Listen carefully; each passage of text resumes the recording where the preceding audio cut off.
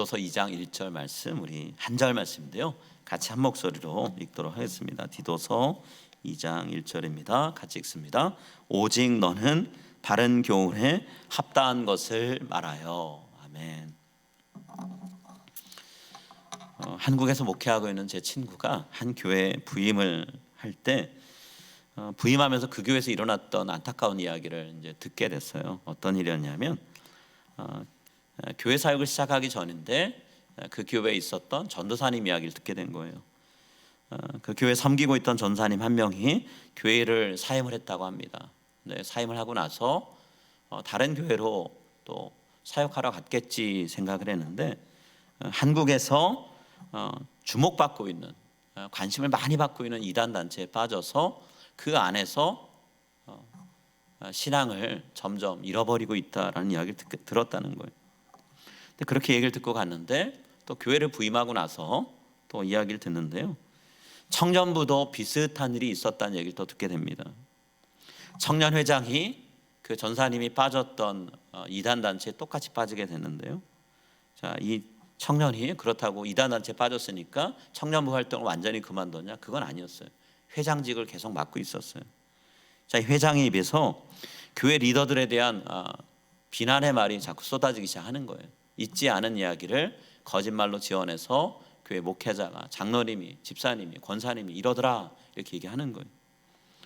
자, 청년부 회장 정도 되는 사람이니까 청년들이 어떻게 바라보겠어요? 리더가 저 정도 얘기할 정도면 교회에 심각한 문제 있구나 하면서 청년들이 하나둘씩 교회를 떠나더라는 거예요. 평소에 한 20명, 30명 모이던 청년부가 그 청년 회장의 말 때문에 순식간에 와해가 다 돼버린 거예요. 청년들이 사라지고 없는 거예요. 자, 그렇게 교회를 떠난 청년들이 이 청년 회장의 권유를 받고 그 청년 회장이 다니는 이단 단체로 빠져서 활동을 한다는 얘기까지 듣게 된 거예요. 자, 이 이야기를 듣고 나서 제 친구가 부임하자 제일 먼저 한 게 뭐냐면 성도님들한테 이단 사이비가 가르치는 교리는 무엇이 잘못되는지를 알리기 위해서 올바른 성경에 입각한 교리가 뭔지를 가르치기 시작을 했어요. 자, 그렇게 준비해가지고 공부를 시작했는데 첫 강의를 하고 난 다음에 참석한 성도님들한테 물었어요. 혹시 여기 참석하신 분들 중에 교회 밖에 성경 공부 모임에 참석하시는 분이 계신가요? 그런 분이 계시면 한번 손을 들어보시겠어요? 이렇게 물었어요. 그랬더니 참석하신 성도님들의 60%, 10명 중 6명이 저 바깥에서 공부하고 있는데요, 이렇게 손을 들더라는 거예요. 그래서 그분들이 무슨 내용을 배웠는지를 들어봤습니다. 이단 단체의 교리, 가르침을 배우고 있는 거예요. 그래서 여러분, 그거 잘못된 겁니다. 앞으로 저희가 여러분에게 무엇이 잘못되었고 바로 믿는 게 뭔지 알려드릴 텐데 교회 밖 성경부 모임 가지 마세요, 이렇게 얘기했다는 거예요. 목사님이 자세히 설명하고 안내를 하니까 그제서야 성도님들이 깨달은 거예요. 우리가 성경이 말씀하고 있지 않은 잘못된 것들을 배웠구나. 근데 더 충격적인 건 본인들이 이단단체 성경부 모임에 참석하고 있다는 사실 자체를 몰랐다는 거예요.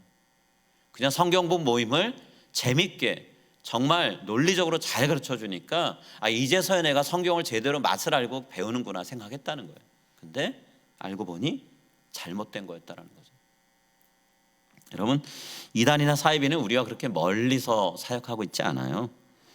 아주 먼 옛날에는 교회 밖에서 활동했습니다. 교회 안에 있는 성도들 밖으로 끄집어내는 일을 했는데요, 이제는 그렇게 일하지 않아요. 교회 안으로 들어와서 활동하죠. 자, 교회 안에만 들어오나요? 신학교에도 들어가고 기독교 신문사도 기자로 들어가서 활동합니다. 버젓이 기성교회 간판 바꿔서 혹은 그대로 놔두고 이단 사이비가 활동하는 경우도 많이 있어요. 숫자가 얼마나 많은지 몰라요. 주요 교단들마다 바쁩니다. 이단 사이비가 왜 잘못되는지를 밝혀서 이단이다 사이비다라고 규정하느라고 바빠요. 건강한 신앙을 가르치는 것도 힘든 일인데 뭐가 잘못됐고 뭐가 병든 건지를 가려내는 일도 해야 되니 얼마나 에너지 소모가 많아요. 근데 어려운 건 자기 정체 감추고 교묘하게 교회 안에 들어와 있으니까 분간하기가 쉽지 않은 거예요. 팬데믹이 처음 터졌을 때 한국 사회에서 주목받았던 이단 있죠. 신천지 있습니다. 이 신천지가 지금 미국의 작년 통계인데요, 4,462명의 신도를 갖고 있다 얘기합니다. 지금도 공격적으로 활동하고 있어요. LA, 뉴욕, 워싱턴 DC, 애틀랜타 혹은 시애틀, 미국에 있는 주요 도시에는 신천지 12지파 중에 적어도 한 지파씩은 들어가 있습니다. 활동하고 있어요. 이들이 한국 사람만 대상으로 활동하는 게 아니라는 거예요. 어떤 지역은 영어권에 있는 미국 사람들 90%가 포섭된 신도의 구성원이라는 거예요. 10명 중 9명은 영어권이라는 거죠. 1.5세 2세도 아니에요. 미국 사람이라는 거예요. 우리가 모르는 사이에 이단과 사이비가 퍼뜨린 신앙적인 잡초의 씨앗들이 곳곳에 퍼져 있다는 거예요. 그 결과로 우리의 신앙이 병들고 무너질 수 있다는 거죠. 제일 이단 사이비에 잘 빠진 사람이 누굴까요? 건강한 교리, 성경 말씀을 모르는 사람이에요. 신앙적으로 허약한 사람들이에요. 그런 사람들이 빠져듭니다. 우리가 오해하면 안 되는 게요, 내가 건강하다고 생각하다고 해서 내가 건강한 거 아니에요.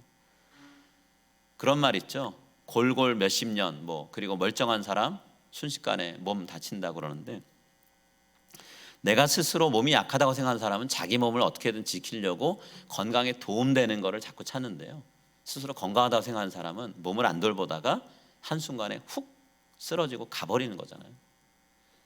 내가 건강하다고 생각한다면 더더욱 조심해야 된다는 거예요. 내가 생각하는 것만큼 신앙적으로 건강하지 않을 수 있겠구나 라는 생각할 필요가 있다는 거예요.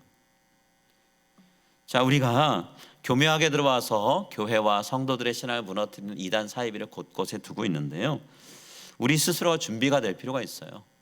내 신앙을 바로 지키는 준비, 잘못된 가르침을 가려내는 것을 할 수 있는 준비가 필요하다는 거죠. 가장 확실한 방법은 하나님 말씀을 제대로 아는 거예요. 하나님의 말씀을 통해 뭐라고 얘기하시는지 정확히 아는 게 중요합니다. 여러분, 음식을 비유로 들어서 말씀을 드릴게요. 어떤 음식이 상했는지 아는지 알 수 있는 방법이 뭘까요? 음식 상했는지 아는지 어떻게 알 수 있나요?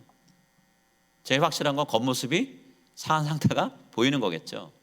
근데 모든 음식이 겉에 상한 게 드러나지 않잖아요. 속이 이상한 거지 겉은 멀쩡할 때가 있거든요. 자, 그럴 때 상했는지 아닌지 어떻게 아나요? 딱 넣었을 때 상했구나 느낄 수 있을 만큼 건강하고 신선한 음식의 맛을 아는 거죠. 멋모르고 상했는지도 모르고 조금 이상한가 보다 하고 먹었다가 어떻게 되나요? 탈나요. 건강하고 신선한 음식의 맛을 알아서 입에 딱 넣는 순간 이거 상했다, 먹으면 안 되겠다, 뱉어낼 줄 알아야 되는데 그렇지 못할 수 있다는 거예요. 그러면 어떻게 되나요? 자, 결국에는 상한 음식을 먹고 배탈이 나고 배탈 나서 약을 먹거나 병원에 가보는 경험이 쌓여야 돼요. 상한 음식 먹으면 이런 거구나, 음식이 상했을 땐 이런 맛이 나는구나, 이런 냄새가 나는구나 라는 걸 경험으로 알아야 된다는 거예요. 근데 좋은 방법은 아니죠. 기어코 먹고 난 다음에 아픈 다음에 경험하는 거, 깨닫는 거 좋은 건 아니잖아요. 마찬가지로 이단 사이비에 빠지는 분들은요, 딱 봤을 때 이게 이단이네, 잘못됐네 라고 깨달아야 되는데 그게 안 되는 거예요. 그래서 가서 맛을 보고 경험하고 난 다음에 아파 본 다음에 안다라는 거예요. 진짜 성경이 가르치는 내용이 뭔지를 모르면 잘못된 상한 가르침이 뭔지를 분별을 못한다는 거예요. 내 영이 병들어가는 줄 모르고 점점 깊이 빠져들어간다는 거죠. 팬데믹이 터지기 이전에 한국에 이단 사이비에 빠진 사람의 숫자가 200만 명이라 얘기합니다. 또 교회 실망해서 떠난 사람이 100만 명 이상이라 얘기했어요. 한국교회 성도 숫자를 대략 2020년인가 2021년에 한 900만 명 조금 넘게 얘기했어요. 그 900만 명이라는 건 본인들이 교회를 다닌다라고 표시한 사람들의 숫자거든요. 근데 어쩌면 그 900만 명 중에 이단 사이비에 빠진 사람 200만 명, 그리고 본인이 기독교인이라 얘기하지만 교회 활동을 하지 않는 100만 명을 빼야 될 수도 있어요. 그렇게 따지면 한국교회 성도의 숫자가 900만 명이 아닐 수 있다는 거예요. 예전에 1000만 명 넘는다, 이제 한국 사회는 복음화돼서 기독교 국가 된다라고 얘기했던 게 불과 몇십 년 전입니다. 근데 이제는 그런 얘기를 못해요. 점점 교회가 축소되고 있잖아요. 팬데믹이 거치면서 더 줄어들었죠. 자, 교회 실망에 떠난 사람, 교회 안에 있지만 교회 안에서 충족되지 못해서 교회 밖에 성경부나 모임에 참석해서 신앙이 병들어가는 사람들, 우리는 그런 현실을 지금 맞이하고 있는 거예요. 오늘 본문은 바울이 우리들이 병든 신앙생활을 하지 않기 위해서 무엇을 해야 되는가에 대한 이야기를 합니다. 무엇을 듣고 무엇을 말해야 되는가에 대한 이야기를 하고 있는데요, 1절 말씀, 우리 한 절 말씀인데요, 다시 한번 우리 1절 말씀 같이 읽을게요. 자, 읽습니다. 오직 너는 바른 교훈에 합당한 것을 말하여. 자, 바울은 지금 여기서 두 가지를 얘기하고 있어요. 자신의 뒤를 이어서 그레데 교회를 섬기는 디도에게 성도들을 향해서 너는 두 가지를 말해야 돼, 두 가지를 선포해야 돼 라고 얘기합니다. 그냥 읽으면 한 가지 얘기하는 것 같지만 두 가지입니다. 제일 먼저 바울이 이야기하는, 성도들에게 선포하라는 게 뭐냐면 바른 교훈이에요. 바른 교훈을 말하라는 거예요. 여기 바르다, 이게 어떤 뜻일까요? 바르다는 건 장애를 갖고 있던 사람이 몸이 회복되는 걸 얘기를 해요. 뭔가 몸에 이상이 있었습니다. 그런데 그것이 바로잡아지는 걸, 그걸 바르다라고 얘기하고 있어요. 성경에 여러 번 이 단어가 사용되는데요, 복음서 말씀 중에 12년 동안 혈루증을 앓고 있던 여인이 예수님과 만나고 나서 혈루증이 근원이 말라버리는 상태가 되죠. 더 이상 피 흘리지 않아도 돼요. 피 흘리는 것 때문에 고통받지 않아도 되는 삶의 상태가 됐을 때 이 바르다라는 표현을 씁니다. 또 38년 동안 누워서만 지냈던 사람이 베데스다 연못에 있습니다. 그런데 누워 있으니 속설에 의하면 베데스다 연못에 들어가기만 해도 몸이 나는다는데 이 사람 들어갈 수가 없는 거예요. 특히나 먼저 들어가야 되는데, 물이 움직일 때 먼저 들어가야 되는데 그게 안 되는 거예요. 그래서 38년 동안 누워서만 지냈어요. 그런데 예수님과의 만남을 통해서 치유되었습니다. 이때 이 사람이 바르게 되었다, 치유되었다라고 얘기하고 있어요. 또 사도들이 예루살렘 성으로 들어가다가 태어날 때부터 지체장애를 갖고 일어서 본 적 없는, 걸어본 적 없는 사람을 만났죠. 그 사람이 사도들과의 만남을 통해서 병이 나았을 때 바르게 되었다라는 표현, 나았다라는 표현을 씁니다. 여러분, 바르다는 건 어떤 의미 갖고 있을까요? 건강하지 못하다, 아프다, 이런 것과 반대 의미인 거예요. 우리를 병들게 하고 우리의 신앙을 아프게 만드는 그런 말씀이 아니라 정말로 우리를 건강하게 만들어줄 수 있는, 잘못됐다 하더라도 이 말씀을 들으면 회복될 수 있게 하는 그런 말씀을 선포하라는 거예요. 그게 바른 교훈이라는 뜻입니다. 그럼 바울이 얘기하는 바른 교훈은 뭘까요? 올바로 사는 건 이런 거야 라고 교훈을 주면 그게 다 바른 걸까요? 바울은 그런 얘기를 하고 있는 게 아니고요, 하나님의 말씀에 근거한 가르침이에요. 하나님의 말씀을 올바로 해석하고 이해한 것을 가르치는 거예요. 말씀을 가르치는 사람이 자기 멋대로 해석해서 가르치는 거, 그런 거 말고요, 성경 전체 메시지와 일치하는 그런 가르침을 얘기하는 거예요. 여러분, 성경을 우리가 꼼꼼히 살펴보고 이단의 가르침을 비교해 보면 이단 사이비가 가르치는 가르침은 허술하기 짝이 없어요. 말도 안 되는 얘기가 너무 많아요. 성경을 제대로 이해하고 앞뒤 문맥만 살펴봐도 이 구절이 이렇게 해석되면 안 되는 건데 라고 하는 것들이 많다는 거예요. 그런데 너무나 많은 사람들이 이 이단 사이비의 교리를 잘못 듣다고 하고 거부하지 못해요. 왜 그럴까요? 배운 게 적어서 그럴까요? 신앙생활이 오래되지 못해서 그럴까요? 아니에요. 신앙생활을 오래 한 사람들, 배운 것이 많은 사람들도 이단 사이비에 빠집니다. 그리고 그런 사람들이 이단 사이비의 교리를 더 확고하게 만드는데 헌신해요. 그러면 왜 이단 사이비에 빠지는 걸까요? 가르침은 잘못됐고 허술한데. 그들이 그 가르침들을 이어붙이는 논리가 굉장히 치밀하기 때문이에요. 논리라고 하는 건 맞는 얘기에만 논리가 되는 게 아니죠. 틀린 이야기라도 앞뒤가 꼼꼼하게 맞아지면 사람들이 설득되게 돼 있어요. 잘못된 내용이지만 논리적으로 연결을 짓다 보니까 처음엔 이거 잘못되는데, 뭔가 이상한데 하다가 자꾸 듣다 보면 이게 이렇게 연결돼, 이렇게 연결돼 하다 보면 결국엔 설득이 되는 거예요. 바보라서 신앙생활이 깊이가 없어서 빠지는 게 아니라는 거예요. 분별하는 마음이 없이 듣다 보면 성경 말씀이 구슬을 꿰듯이 연결되는 것 같이 보이니까 설득이 된다는 거예요. 그러고 나면 자기가 빠져나올 만한 구석이 없어지는 거죠. 자, 이단들이 가장 전형적으로 사용하는 방법이 어떤 걸까요? 첫 시작은 성경은 비유로 가득하다라는 가르침을 베푸는 거예요. 비유라는 건 그냥 읽으면 안 되죠. 속뜻이 뭔지를 알아야 되잖아요. 그래서 성경은 해석이 필요해. 그런데 이 말씀은 이렇게 해석해야 돼라고 하면서 자신들의 성경 해석을 하나하나씩 가르치는 거예요. 자, 이렇게 해서 성경을 바라보는 관점이 조금씩 바뀌게 합니다. 성경을 해석하는 방식이 이전과 달라지게 만들어요. 자, 이렇게 성경을 보는 관점이 달라지게 되면 거기에 뭘 더하냐면 하나님을 보는 관점과 사람을 이해하는 관점도 바뀌게 만들어요. 성경은 하나님을 이렇게 얘기하고 있습니다. 성경은 사람을 이런 존재로 얘기합니다 라고 성경 말씀을 근거로 해서 교묘하게 관점을 바꾸게 만들어요. 자, 그 다음 단계는 어디로 가냐면 구원관을 바꿔놓습니다.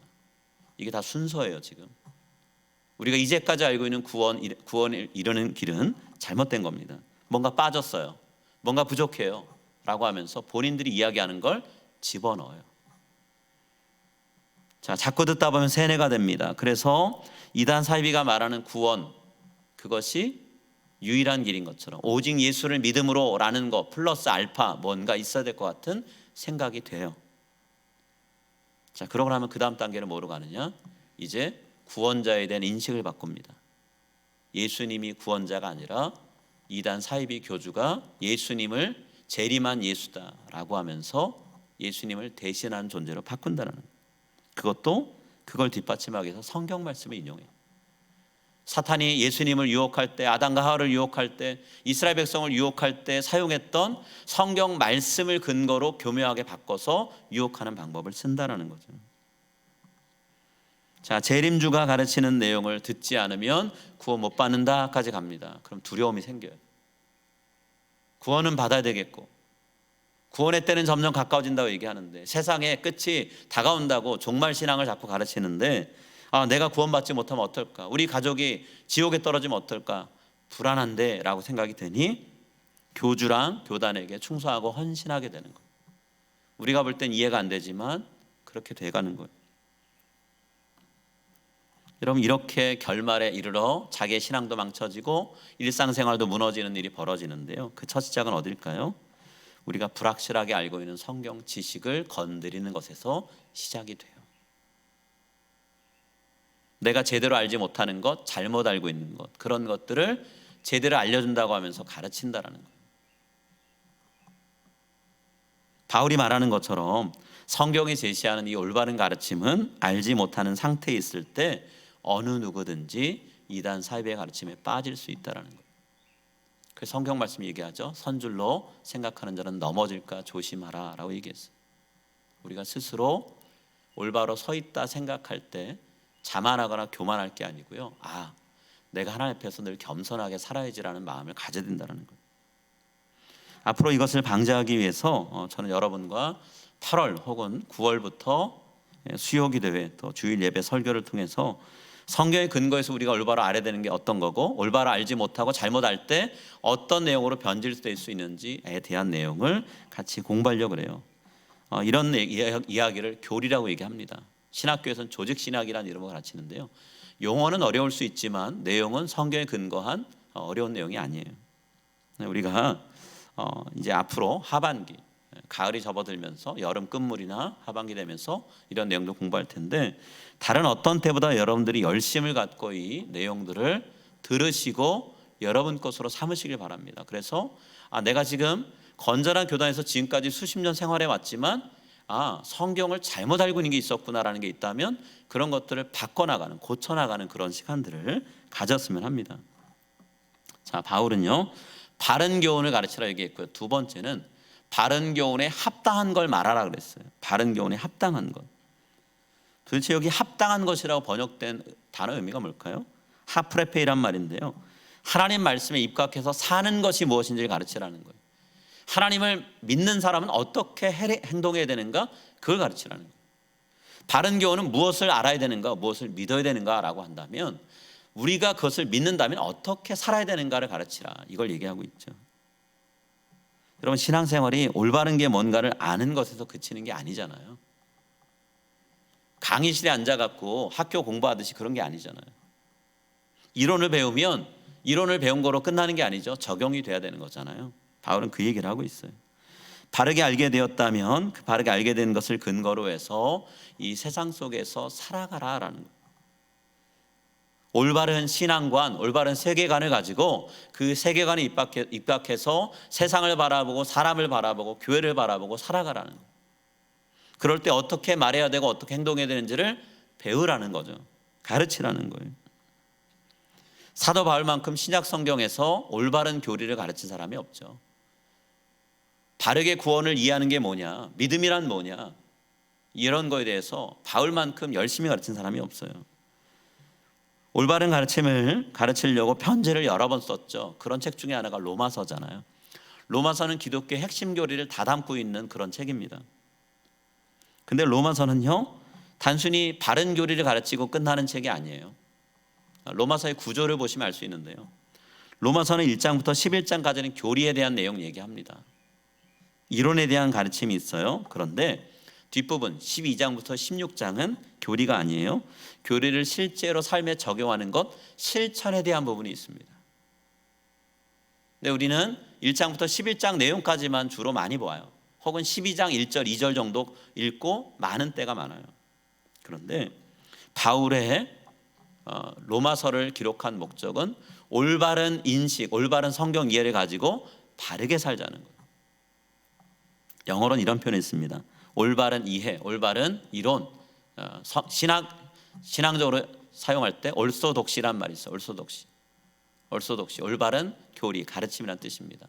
근데 두 번째로 생각해야 될 건 잘 사용 안 해서 못 들어보셨을 텐데요, orthopraxis라는 말이 있습니다. orthopraxis, practice란 말하고 연결되는데요, 올바른 실행, 올바른 실천이라는 뜻이에요.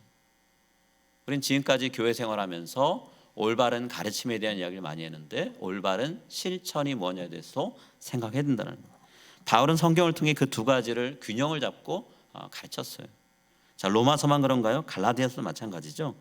1장부터 4장까지는 갈라디아서는 교회 안을 어지럽히고 있는 잘못된 가르침들을 반박하는 내용을 적었어요. 그렇고 5장부터 6장에는 성도들이 올바로 살기 위해서 들어야 되는 권면의 말씀을 하고 있습니다. 바울이 쓴 편지는 대부분 이런 구조로 되어 있어요. 앞에서는 바른 내용을 가르치는 이론이 있다면 뒤에는 적용하는 실천에 대한 부분이 있습니다. 오늘 우리가 읽은 디도서 2장 1절 말씀은 어찌 보면 굉장히 핵심적인 주제를 이야기하는 거예요. 올바른 가르침을 말하라, 올바른 가르침에 입각한 삶을 가르치라, 이것도 어찌 보면 어떤 선언이고 이론이라고 말할 수 있습니다. 그러고 나면 2절부터 뒤에 나오는 내용을 통해서 바울은 뭘 얘기하느냐? 그러면 내가 너에게 이야기한 올바른 가르침에 근거한 삶이란 뭐냐에 대해서 내가 얘기한다라고 하면서 다양한 연령대, 다양한 성별, 다양한 신분에 있는 사람들에게 신앙생활을 하면서 어떻게 하는 것이 올바른 삶인가에 대해서 구체적으로 얘기를 하고 있어요. 그게 우리가 다음 주부터 살필 내용입니다.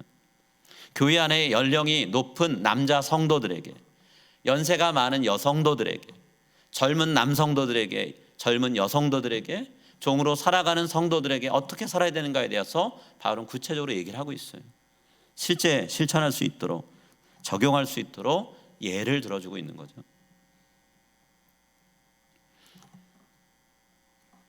오늘 바울은 2장 1절 말씀을 통해 우리에게 한 가지를 가르치고 있는데요, 열심히 하나님의 말씀을 배우라, 바르게 가르쳐지는 말씀을 열심을 내서 배우라는 거예요.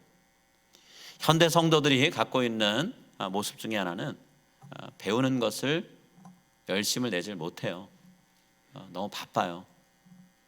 혹은 이미 많이 알고 있기 때문에 배울 필요가 없다고 생각해서 말씀을 배우는 자리에 나오질 못해요. 그러다 보니 우리가 올바로 알고 있다고 생각했던 내용들이 얼마나 그 기반이 허술한가를 모르고 간다라는 거예요.